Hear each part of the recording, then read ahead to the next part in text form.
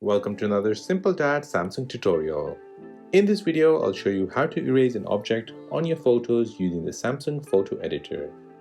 Before moving on to the video, I would appreciate if you can let me know if this video was helpful or not.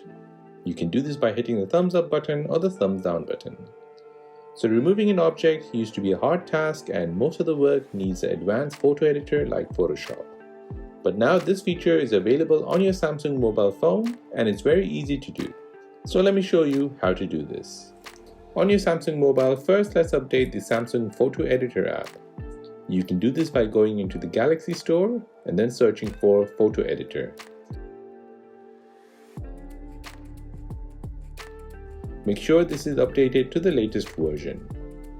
Next, open up your photo gallery and select a photo which you would like to erase an object from. Tap on the pencil icon at the bottom, then tap on the three dots at the bottom right. Here you should see a menu appear. Tap on Object Eraser.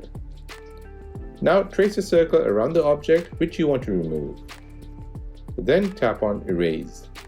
The app will then remove the object which you highlighted from the photo.